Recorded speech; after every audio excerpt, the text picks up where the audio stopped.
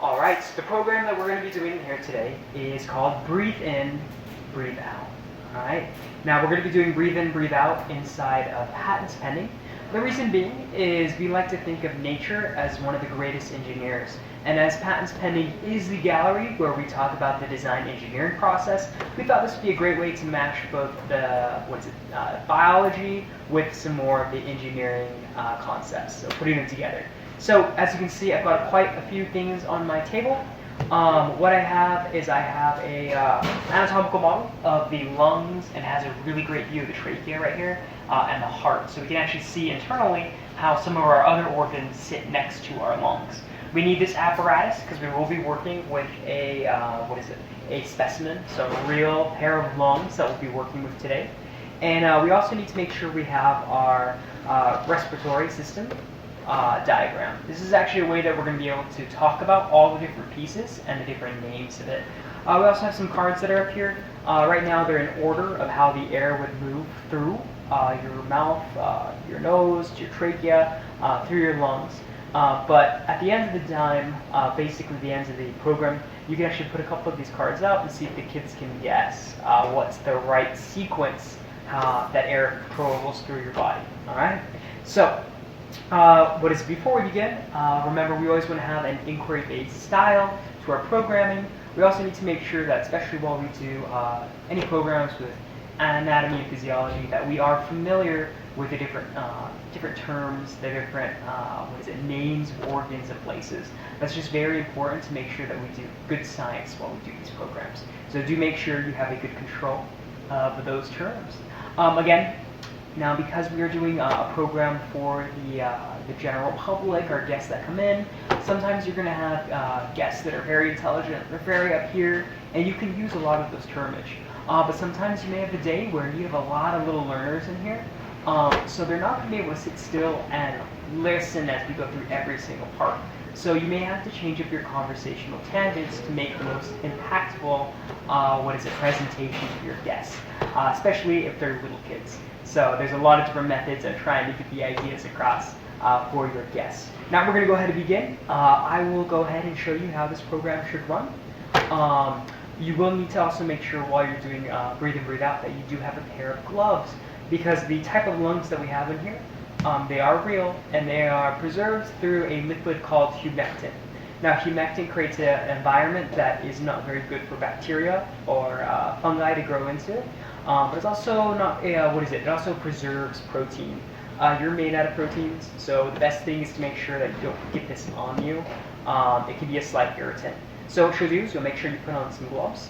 And when we go out for the mock-out process for this video, I'm going to teach you guys how to put on gloves and take gloves off correctly so you don't get the liquid on your hands. Cool thing is, if that happens, there's a sink right over here in Patents Pending that you can use to wash your hands.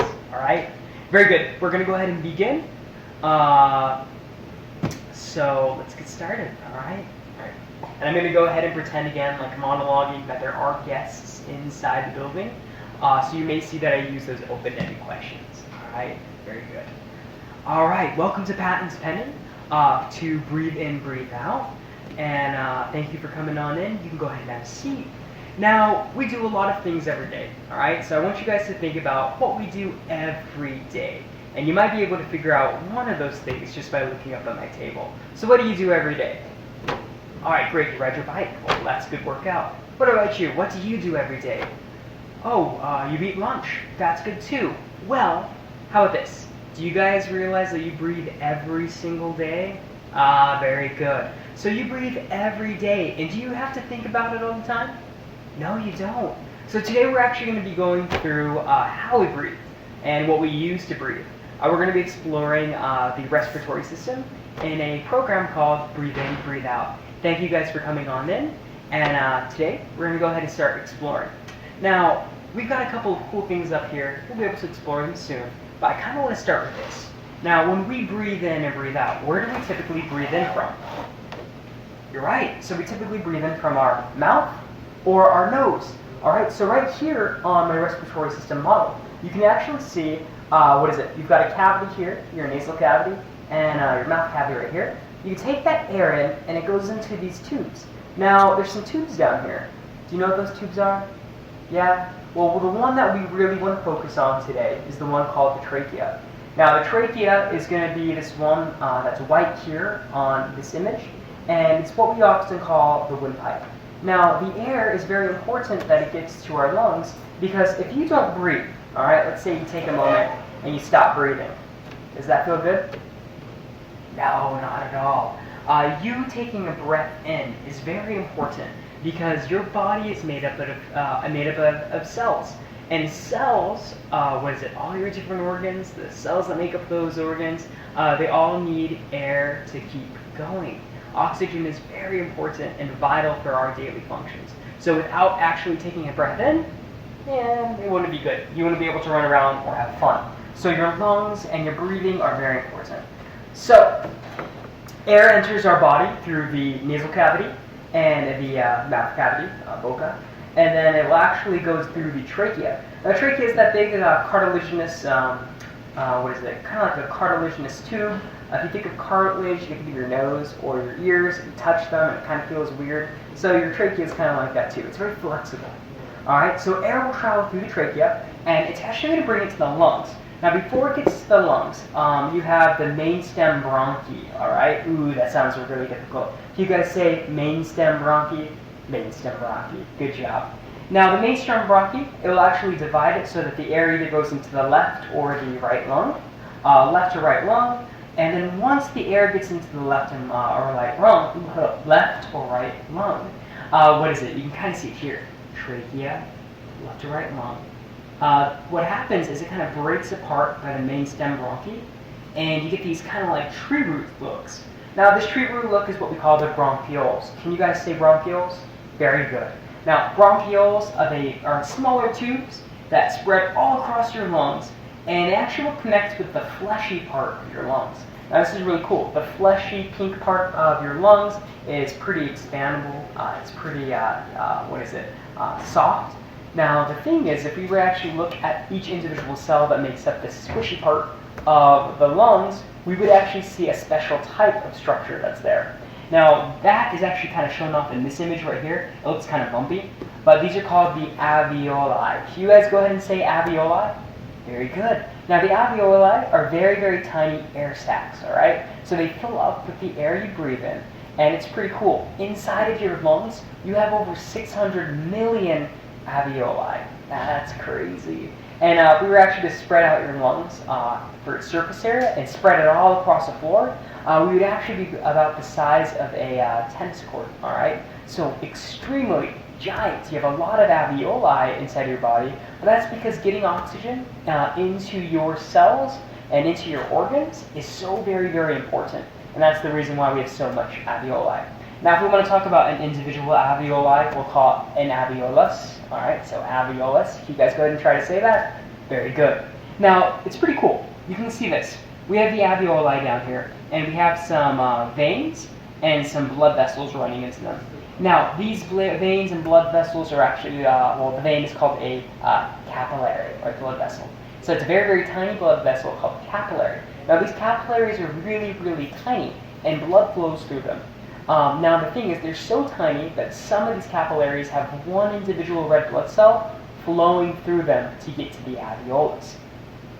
Now, once a red blood cell gets to the alveolus, it can actually pick up an oxygen.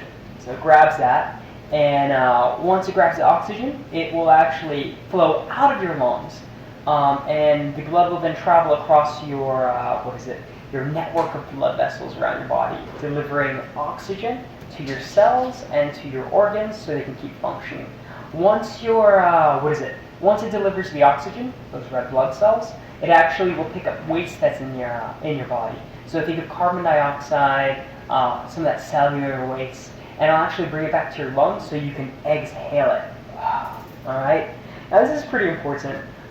Breathing allows you to get oxygen in your body, and oxygen allows you to have all the functions you need so you can think, have fun, play, go explore, and enjoy your world. Without oxygen in your body, probably be a bad thing. At the same time, your blood helps you to actually get rid of that waste.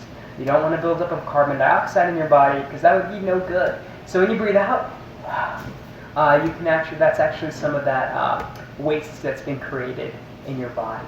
All right. Now, what we're going to look at today is we are going to look at our lungs. So over here we have an apparatus, and this is actually going to allow us to see how the lungs fill up and how the lungs exhale. So here we have a DCM lung specimen. This is actually porcine lungs, so they're very similar to the way human lungs look. So that's why we like to use them. Now, what does porcine mean? Porcine means that it is a pig lung. So again, we have a bag and a towel that's wrapped around it. This is actually that porcine lung. So let me see if I can pull it out real quick. You have to make sure it stays moist so it doesn't dry up and it won't expand anymore. So here we go. You can unfold all of that here. And we've got our pair of lungs. Alright, so what you do is you take the lungs, and this is an aside from our guests. Take the lungs, you'll see this little aperture. You can take this, plug it into here, and then once you plug it into there, you'll have a hose that's connected to a pump that's located on the floor. You'll press down on the pump with your leg, and as you press down with the pump, you will actually begin to see a certain part of the lungs will begin to expand. Oh, here we go. Normally they will inflate at the same time, but it looks like we may have a hole somewhere. So I'll have to go in and do a little bit of sewing. But here we can see that the lungs are quite large, aren't they? Now as we let the air flow out of them, we'll go back to a relaxed state, and you'll notice that they're much smaller. So our lungs are pretty amazing because they can inflate and deflate, but they need a lot of space. This is also why our lungs are located in our chest.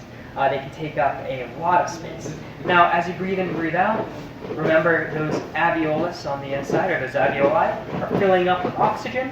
And your red blood cells are running through your lungs, through your capillaries, grabbing that much needed oxygen, and then flowing out of your lungs and going all across your body through your circulation system. All right? Now, one thing to do here too is we can go ahead and turn it around. And this is kind of cool because the front was kind of smooth looking, but the back we actually have some lobes, all right? So you can see these lobes, 1, 2, 1, 2, then 1, 2, 3 on this side. Oh, actually there's 3 here. 1, 2, 3, and 2 on this side. The reason why there are different amounts of lobes on the lungs is because your heart actually sits pretty close to your lungs. On my anatomical model, you can see over here towards the middle part, that's where the heart's actually sitting. So I'm going to go ahead and fill this up, and I want you to see how those lobes fill up with air. Remember, all that surface area is important to make sure you get the most amount of oxygen within your body. So here we go. You can see those lobes differentiating pretty easily, and you can easily count them as well. Very good. All right. You'll notice too, the lungs are pretty flexible. They're pretty pliable. They can move. They're pretty squishy. So this is an example of a healthy pair of lungs. You can see that trachea, and you can see those left to right bronchi that are right there. All right. Now, when putting it away, you're going to need to make sure that you kind of wrap this aperture or little connection piece underneath it. You're going to want to swaddle it inside of this moist cloth. So place it on. Make sure it's completely covered, or the best of your ability. And then take the next one, wrap it in, and we just want to make sure that it is completely surrounded by that moisture of the humectant. If your lungs dry out, they can't really be used as as a tool. So what you'll have to do here is once you seal it out, pour some of that air out. Make sure it's nice and sealed, and then place it back in here. All right, so what's cool too is, yes, I touched this, the bag, but I haven't touched the top of this. I actually took it off beforehand, I think. Yes, before I touched that. Very good. So what we're going to do now is we're actually going to go ahead and take our glove off. So I'm going to peel this off. You can see how I'm doing this right now. And this helps us to make sure we don't get the humectant on our hands. All right, so we'll try practicing that out. I'm going to drop this into a bin. And then we can take our top, press down, and seal the container. We want to make sure that our lung does not dry out, because that means we cannot use it. And we've had this lung for maybe 5 years, so before I even was here, so it's kind of cool. All right, so we'll keep that here.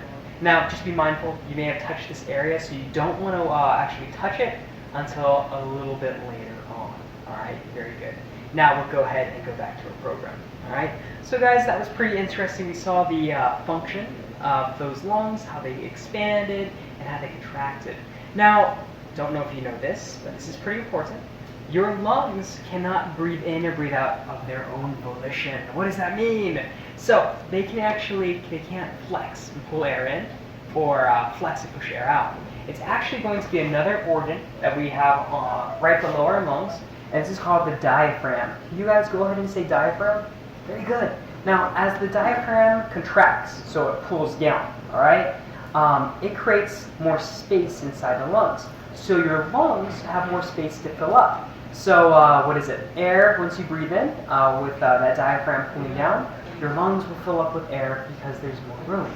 Now, when you exhale, your diaphragm will relax. It'll push up on your lungs, and there'll be less space. So your lungs will have to take all that extra air and push it out. And that's how we get our, our breathing in and breathing out process, because of our diaphragm. It's actually negative and positive pressure inside of your body. And it's pretty amazing that we have a diaphragm that's able to do that. Pull air in and push air out just because of its contraction abilities. All right, so we want to make sure that we can take care of our lungs. Does anybody have an idea of how we can keep our lungs nice and healthy? Yes. So making sure that we play and that we run and have physical activity, very good. The more that we run and play, and it's a way to keep our lungs stronger, healthier, and getting even blood to pump through our lungs to help make sure that everything is repaired and working correctly. Very good. Another thing is we can stay away from foods that are very, very salty and foods that are very, very sugary. What we eat also makes who we are, so making sure we have a balanced diet is very important. Now the last one, you guys may have guessed this earlier, but it's actually smoking, all right? So staying away from smoking is very important. The reason being, when you smoke, you damage the cilia. It's kind of like these little hair-like projections that are inside of, in tubing with your lungs, and they can sometimes get damaged or they stop working. And as you get dirt or as you get junk inside your lungs, it kind of just gets stuck there. And as you can imagine, when you smoke too, you'll bring tar into your lungs, and as it gets focused in certain regions of your lungs will go from having a nice healthy pink color to having a black, dark, splotchy area. Now, if that black, sticky stuff is inside of your lungs, do you think your lungs can inflate pretty well? No. Even whole sections of your lungs actually won't be able to work as well. So when you smoke, you actually remove regions that could be absorbing oxygen, and guess what? You won't be able to run or have fun for as long as someone that has healthy lungs. Someone who has unhealthy lungs, they'll need to sit, they'll need to take a break because their lungs aren't working so well, especially from a smoker standpoint. So don't put any chemicals inside of your lungs except for good old-fashioned clean air. Very good. Now, this is the end of our program. If you guys have any questions, you guys are welcome to come up here and ask me. It has been a pleasure talking to you guys about the lungs today. I even have our anatomical model on this side that we can explore our lungs and see if you remembered some of those parts of the lungs. Thank you so much for coming to my Breathe In, Breathe Out program. Have a Discovery Day. All right, so team, once you finish up and conclude how important the lungs are, you can invite the guests to come over, and you can have them actually explore the lungs. This can actually come off over here. You can lay it down, and they can actually remove different parts So it'd be very good for you to become very familiar with the parts of these regions. So if any of the guests come up and have a question about it, you can have a good reply. Now, another thing you can do is here in this little baggie, we actually have some preserved lung that we can allow the guests to explore and touch. So my one requirement is if we do pull it out, we'll just remind the guests that it is fragile, and it is a pair of, or just a part of a cross-section of a lung.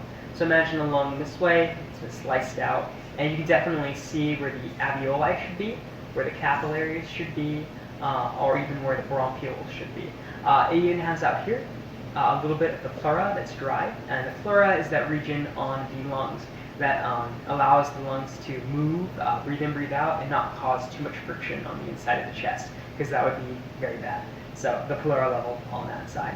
But kiddos are allowed to hold it, touch it, feel it, and you can ask them questions. How heavy does it feel? Does it feel soft or rough? What about the pleura? Is it soft or rough? What is it? Can you identify any of the parts on there? It's a really cool hands-on lesson and way for kids to say they've held a lung and they know what the lung does. The lung allows us to breathe in atmospheric gases and oxygen primarily, and that helps us to make sure that our cells can metabolize and we can enjoy living and running around and doing what we need. Very good. We also have these cards you can shuffle up, and you can see if the kids can realign them in the correct order of trachea, main stem bronchi, bronchioles, capillary, and alveolus. All right. Now that's all I have for my program. I hope that you guys really enjoyed this. You may have noticed I used this one to talk through, and then I kind of pointed to this one. You can actually switch this up too. So depending on what you like the most, you can perhaps have a model. And as you talk about each piece, instead you can remove parts of the model, and you can see it's a good anatomical model that has all the pieces that we talked about. You can even invite guests during the program to hold the pieces if you want to make it more inclusive. It's pretty fun. And then you can just have this one sitting up here. So there's a couple of ways you can have your table the way you like it. But remember, our goal here is to have a little bit of science literacy about the respiratory system and the importance of breathing.